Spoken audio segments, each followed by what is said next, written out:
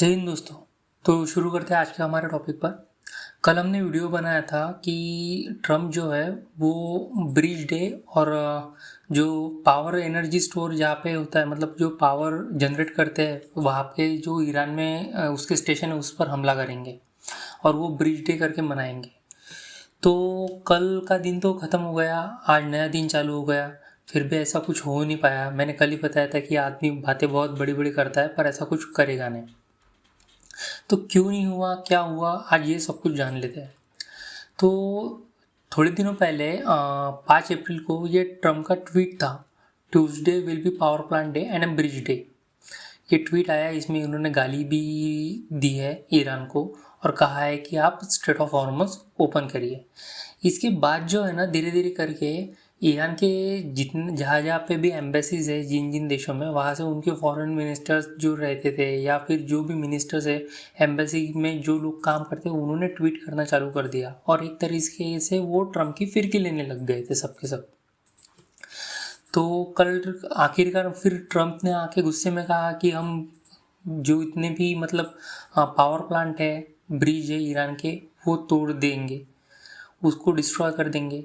फिर मैंने ये भी बताया था कल की वीडियो में, ये भी कवर किया था कि अगर ये सब हो, ऐसी घटना हो गई और अमेरिका ने इस तरीके से अटैक किया है ईरान पे, तो इसको मतलब इससे अमेरिका को क्या फ़ायदा होगा और ईरान को क्या नुकसान होगा, किस तरीके से ईरान इस वॉर में पीछे आ जाएगा। तो कल के मतलब इंडियन टाइम के अनुसार 9 बजे का टाइम था ये अटैक करने के लिए, पर 7:45 ही ये जो अटैक था वो कैंसिल हो गया। तो आगे देखते हैं। तो इसमें मीडिएटर करके ट्रम्प ने कहा, ईरान ने अभी तक ऐसा कुछ नहीं कहा है और ईरान की तरफ से ऐसा कोई बयान नहीं आया है। ट्रम्प ने कहा है कि उन्होंने शहबाज शरीफ के साथ बात कर ली है और उन्होंने यहाँ पे पाकिस्तान ने जो है ना वो मीडिएटर का रोल जो है यहाँ पे प्ले किया है। अभी पाकिस्तान तो एक ऑलरेडी मतलब बिचौलिया टाइप काम करता है। ईरान का कुछ दिन पहले स्टेटमेंट आया था कि हम पाकिस्तान के ऊपर भरोसा करते नहीं।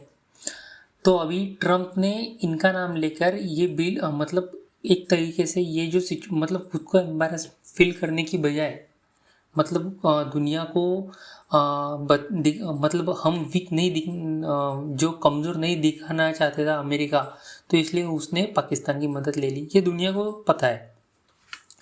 अगर पाकिस्तान ने हेल्प कर भी ली तो मतलब मीडिएटर का काम कर भी दिया, तो कोई मीटिंग होनी चाहिए थी, कहीं पे कोई मिनिस्टर्स की मीटिंग होनी चाहिए थी, मिलना चाहिए था। अमेरिका के कुछ मिनिस्टर पाकिस्तान जाना चाहिए थे, ईरान के जाना चाहिए थे, पर ऐसा कुछ नहीं हुआ। इनकी फ़ोन पर बात हुई। ये इनका कहना है, ट्रम्प का कहना है, इनकी फ़ोन पर बात हुई है और ईरान ने कुछ सीज़ फायर के लिए मान लिया है और उन्होंने कुछ जो है अपनी कंडीशंस रखी है। तो इन्होंने कहा है कि मतलब इन्होंने फिर से एक और ट्वीट कर दिया है कि हम अभी ईरान पर अटैक नहीं करेंगे, ये सीज़ फायर हो गया है, और उन्होंने अपनी तरफ से कॉन्ग्रेचुलेशन की। अभी पाकिस्तान को एक तरह से देखा जाए ना तो इनकी कोई औकात नहीं है, ये यहाँ पे आके मेडिटेटर का काम करने लगे। ये और उनका फील्ड मार्शल खुद पाकिस्तान को बेचने के चक्कर में चल रहा है, प्राइम मिनिस्टर और फील्ड मार्शल।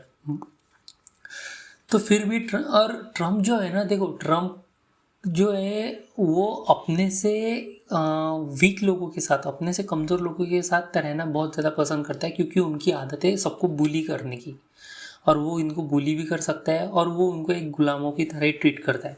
तो ट्रम्प का फ़ोन शहबाज शरीफ को गया नहीं गया, या शहबाज शरीफ का फ़ोन ट्रम्प को आया नहीं आया, ईरान का क्या हुआ, ये किसी को अभी तक कुछ पता नहीं है, इन्होंने कह दिया है। तो ये वीडियो जो है ना वो इस तरीके से हम बना रहे हैं।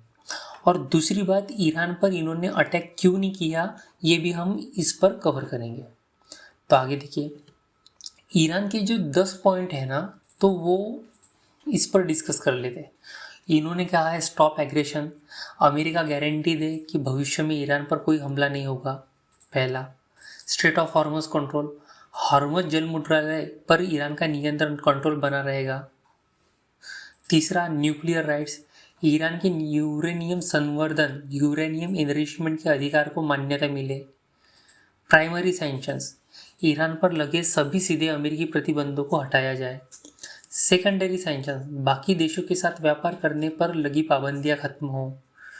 यूएन रिजोल्यूशंस, संयुक्त राष्ट्र सुरक्षा परिषद यूएनएससी के सभी ईरान विरोधी प्रस्ताव को रद्द किया जाए। आईएईए रिजोल्यूशंस, परमाणु ऊर्जा एजेंसी के बोर्ड ऑफ गवर्नेंस के प्रस्ताव का खात्मा।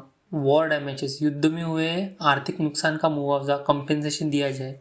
यूएस ट्रूप विड्रॉल, मध्य पूर्व मिडल ईस्ट से अमेरिका के लड़ाकू विमानों और सेना की वापसी। और ग्लोबल सीज फायर, लेबनान समेत सभी मोर्चों पर तुरंत युद्ध विराम। अभी ये जो 10 पॉइंट्स है ना, तो इसमें देखो इन्होंने दिए ये 14 तारीख तक होगा, पर 14 के बाद फिर से युद्ध चालू होगा, ये मैं आपको अभी से बता दे रहा हूँ। 14 दिनों के बाद, 14 दिनों के बाद युद्ध फिर से चालू होगा। एग्रेशन, ठीक है, अमेरिका को एक एक करके ये पॉइंट को समझ लेते हैं। एग्रेशन की बात है, अमेरिका को भी युद्ध से बाहर निकलना है, वो समझ गया है कि हम इसमें फंसते जा रहे हैं। इकोनॉमी पर भी प्रेशर बनता जा रहा है, दुनिया भी अमेरिका के ऊपर प्रेशर बनाती जा रही है। और ये ट्रम्प को या उनकी पार्टी को भी पता है कि ये अभी जो मिड टर्म इलेक्शन होने वाले हैं वो हार जाएंगे, और आगे चल के ना ट्रम्प खड़े भी नहीं हो सकते प्रेसिडेंट के लिए, और खड़े हुए तो वो जीत भी नहीं सकते, तो वहाँ से निकलना है। पर अभी ट्रम्प को हिस्ट्री में कुछ ऐसा करके जाना है कि जिसकी वजह से अच्छे लोगों में, अमेरिका के जितने भी प्रेसिडेंट आज तक बने हैं तो उनमें अच्छे लोगों की लिस्ट में उनका नाम आए, तो ये इसलिए युद्ध को सबसे पहले बंद करना चाहते हैं। स्ट्रेट ऑफ हॉर्मुज को कंट्रोल, वो सीधे तरीके से ईरान के पास ही रहेगा। पर न्यूक्लियर राइट्स, अमेरिका ने एक तरह से दे भी दिया न्यूक्लियर राइट्स कि ठीक है, ईरान जो है वो अपने न्यूक्लियर राइट्स अपने पास रख सकता है, वो एनरिचमेंट कर सकता है, पर इजराइल नहीं मानेगा। इजराइल इस चीज़ को बिल्कुल नहीं मानेगा, क्योंकि ईरान के पास न्यूक्लियर, देखो अभी न्यूक्लियर मिसाइल नहीं होने के बावजूद भी इजराइल का इतना बड़ा नुकसान हो गया है। अगर न्यूक्लियर मिसाइल रही ईरान के पास तो फिर ईरान के लिए मतलब एक सबसे बड़ा खतरा होने वाला है, वो उनके अस्तित्व पर बहुत ज़्यादा खतरा मंडराने वाला है। तो इजराइल ऐसा करने नहीं देगा अमेरिका को। जो प्राइमरी सैंक्शंस है ईरान पर लगे, सभी सीधे अमेरिकी प्रतिबंधों को हटा जाए, अमेरिका ये भी कर देगा। सेकेंडरी सैंक्शन, बाकी देशों के साथ व्यापार करने पर लगी पाबंदी है, वो भी अमेरिका हटा देगा। यूएन का रिजोल्यूशन भी मान लीजिए वो हो सकता है। परमाणु ऊर्जा एजेंसी के बोर्ड पर गवर्नेंस के प्रस्ताव का खात्मा, जो आईईए बनाया था वो रिजोल्यूशन वो बंद कर देगा। वॉर डैमेजेस, यहाँ पे अमेरिका नहीं मानेगा ये चीज़। युद्ध में हुए आर्थिक नुकसान का मुआवजा अमेरिका बोलेगा हम नहीं देते। अमेरिका क्यों देगा? देखो ये बात ईगो पर अमेरिका जो है ना, ये बात ईगो पर लेगा, क्योंकि अगर अमेरिका इस बात को कंपनसेट करेगा, इनको कंपनसेशन देगा, तो पूरी दुनिया में उसकी जो इमेज है ना, वो कोई भी मतलब आगे चल के उससे डरेगा नहीं, उसको स्ट्रॉन्ग नेशन की तरह देखा जाएगा नहीं। तो ये दूसरी चीज़ है जो अमेरिका इस पर मतलब निगोशिएट नहीं कर सकता है। यूएस ट्रूप विड्रॉल, मध्य पूर्व मिडल ईस्ट में अमेरिकी लड़ाकू विमानों और सेना की वापसी। ट्रम्प जैसा बंदा युद्ध ख़त्म करने के लिए जो है ना, वो ये कह सकता है कि हम क्यों यहाँ पे अपनी सेनाएं ला कर रख रहे हैं, ये अमेरिकी की बहुत ज़्यादा पैसों की बर्बादी हो रही है, अमेरिका के डॉलर की बर्बादी हो रही है, ये सब ऐसी बातें करके वहाँ से मिडल ईस्ट की सेना को वापस लेने के लिए प्रेशर बनाएगा। पर इससे दो बातें हैं, अगर मिडल ईस्ट से अमेरिका चला जाएगा तो पेट्रो डॉलर का जो व्यापार है वो ख़त्म हो जाएगा, अगर नहीं गया तो युद्ध चालू रहेगा। तो ये दोनों तरफ से है ना, तो अमेरिका जो है वो फंसा हुआ है। तो इस कारण जो है ना, अमेरिका आगे मतलब क्या करता है ये देखना पड़ेगा। पर यहाँ से मिडल ईस्ट से अमेरिका को निकालना ये ब्रिक्स देशों के लिए भी बहुत ज़रूरी है। अगर अमेरिका यहाँ से गया तो ईरान उस रीजन में सबसे बड़ी पावर कहे के उभारेगा, और यही नहीं तो पूरी दुनिया में ये अपने नाम का डंका बजाएगा कि बजता रहेगा कि एक ही देश था जिसने दो न्यूक्लियर पावर देश होने के बावजूद भी वो उनके सामने उन्होंने घुटने नहीं टेके, और दुनिया में जो सुपर पावर कहलाता है खुद को, उसको कैसे लाइन पर लाने का काम किया ईरान ने। तो इस वजह से मिडल ईस्ट में ये क्या होता है ये बात को अभी हम जानेंगे। पर ब्रिक्स देशों के लिए ये इसलिए ज़रूरी है क्योंकि अगर वहाँ से अमेरिका गया तो जो डी डॉलराइजेशन ब्रिक्स देश फॉर्म कर रहे हैं, जो ब्रिक्स देश उनकी करेंसी वहाँ पे लाने की क्या कहते हैं प्लानिंग कर रहे हैं ब्रिक्स की, जो पूरे दुनिया के जितने भी ट्रेड है वो उस करेंसी में लागू करने की बात करने की कोशिश कर रहे हैं। तो ये उनके लिए सबसे बड़ा ऑप्शन हो जाएगा, मतलब सबसे बड़ी अपॉर्चुनिटी मिल जाएगी उनको कि वो वहाँ जाके मिडिल ईस्ट में अपना अपना कंट्रोल ले सके, ना कि कंट्रोल उनको कह सके कि आप आइए हमारी साथ जुड़िए और ये आपको जितना भी आपका व्यापार करना है वो किसी एक देश की करेंसी की बजाय आप हमारी करेंसी चूज़ कीजिए। उससे उनके दो फायदे होंगे, जो अमेरिका पर उनकी डिपेंडेंसी सिक्योरिटी रहेगी वो ख़त्म हो जाएगी, जबकि उनको रशिया, चाइना और इंडिया, ये जो तीन मजबूत देश है वो उनको सिक्योरिटी संभाल लेंगे। और दूसरी बात, डॉलर के ऊपर से भी उनका जो डिपेंडेंसी वो ख़त्म होगी और दुनिया की भी ख़त्म होगी। ये बहुत बड़ी बात है। और ग्लोबल सीज फायर, लेबनान समेत सभी मोर्चों पर तुरंत युद्ध विराम। देखो ये बात इसराइल फिर से मानेगा नहीं, क्योंकि इसराइल ये लड़ाई इसलिए कर रहा है, यहाँ पे कोई अस्तित्व का प्रश्न नहीं था। इसराइल लड़ाई इसलिए कर रहा है कि वो खुद को एक्सपांड करना चाहते हैं, वो इसका परमानेंट सॉल्यूशन निकालना चाहते हैं और मिडल ईस्टर्न रीजन में वो अपनी पावर बनाना चाहता है, वो खुद उभरना चाहता है। मैंने पिछले वीडियो में, मेरे 2-3 वीडियो पहले भी मैंने बताया था कि इसराइल कैसे अमेरिका का साथ लेके अमेरिका को भी पीछे छोड़ने की कोशिश कर रहा है। अभी उसने लेबनान में भी इन्वेट करने की कह दी है, गाज़ा में भी इन्वेट कर दिया, वेस्ट बैंक में तो खुद उसका बहुत ज़्यादा इन्फ्लुएंस है। तो इजराइल जो है ना, थोड़ा थोड़ा करके सऊदी अरेबिया, इजिप्ट, ये इन देशों का धीरे धीरे करके थोड़ा थोड़ा हिस्सा काट लेगा और खुद का एक देश बना लेगा और खुद को प्रस्तावित बड़े देश में कर लेगा। ये इजराइल का जो है ये मुख्य प्लान है। तो इसलिए कह रहा हूँ ये जो 10 पॉइंट्स है ये कुछ आने वाले दिनों में जो है 14 दिनों का सीज फायर है, बाद में युद्ध फिर से चालू होगा। आगे चलिए। अभी स्टोन एज में भेज देंगे या फिर इनको वहाँ पे ब्रिज गिरा देंगे, ऐसा कर देंगे वैसा कर देंगे। ट्रम्प ने कहा था, पर ट्रम्प कर क्यों नहीं पाया? कैपेबल था अमेरिका, फिर भी कर सकता था, पर क्यों नहीं किया ये भी समझना चाहिए। तो देखिए, ईरान के जो प्रेसिडेंट है ना, तो उन्होंने कहा है, देखो ये युद्ध शुरू होने से पहले जो पूरी ईरान की जो लोग थे पूरे ईरान के, वो गवर्नमेंट के खिलाफ थे। पर युद्ध शुरू होने के बाद जिस तरीके से उन्होंने स्कूल में अटैक किया है, जिस तरीके से युद्ध वहाँ के कॉमन लोगों को इफ़ेक्ट कर रहा है, लड़कियाँ मारी गई स्कूल में जब मिसाइल गिराई गई, तो उस वजह से जितने भी लोग गवर्नमेंट के खिलाफ थे, सरकार के खिलाफ थे, रेजिम के खिलाफ थे, वो लोग जो है ना वो यहाँ पे उनके साथ खड़े होते नज़र आ रहे हैं।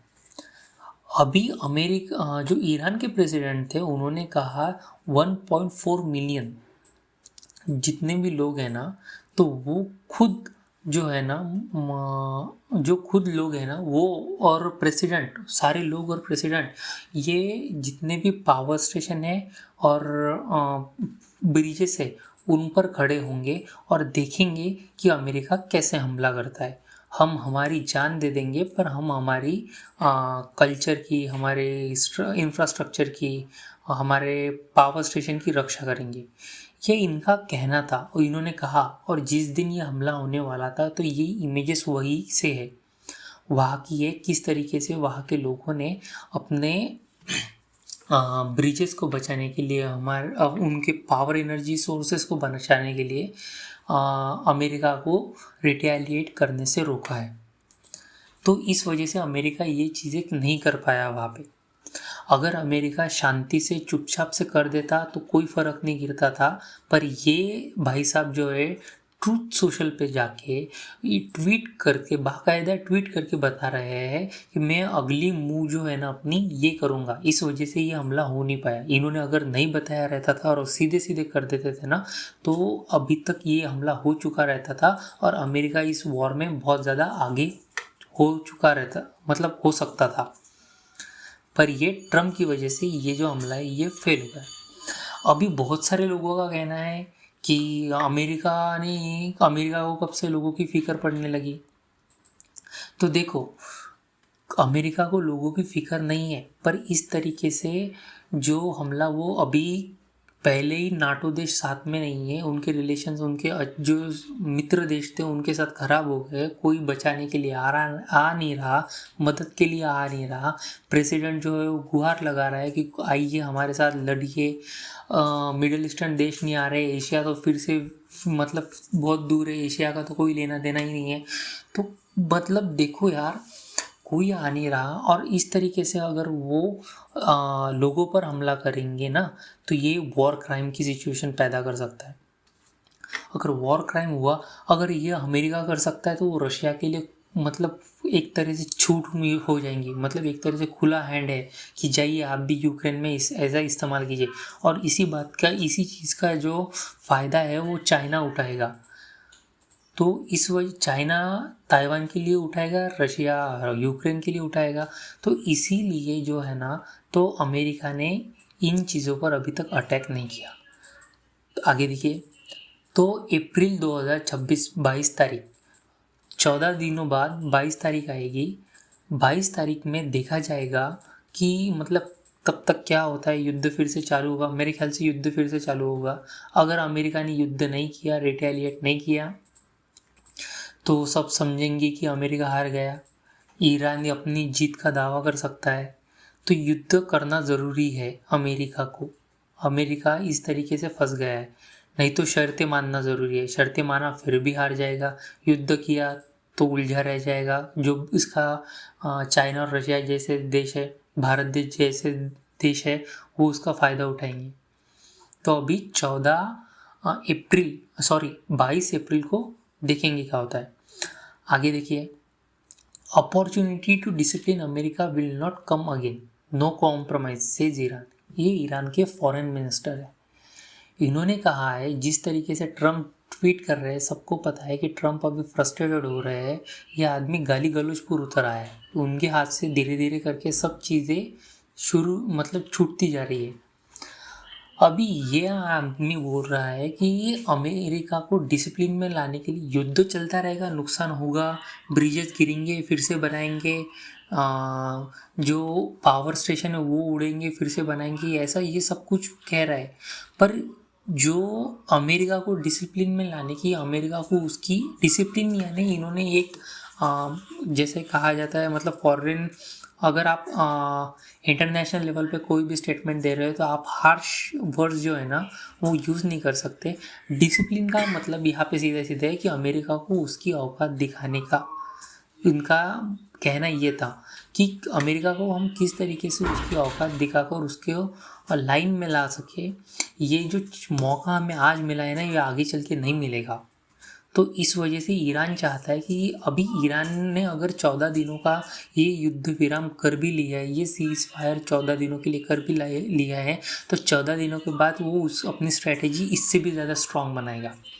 और अमेरिका भी अगर ये 14 दिनों की युद्ध विराम कर रहा है, तो वो भी अभी कुछ ना कुछ अपना बैकअप प्लान स्ट्रॉन्ग बनाएगा। इजराइल भी बैकअप प्लान स्ट्रॉन्ग बनाएगा, जिस वजह से आगे चल के ये युद्ध जल्दी से जल्दी ख़त्म करने की कोशिश कर रहेंगे ये दोनों देश। और ईरान का एक ही मतलब है यहाँ पे, अमेरिका को यहाँ पे जितना हो सके वहाँ पे उलझाए रखना।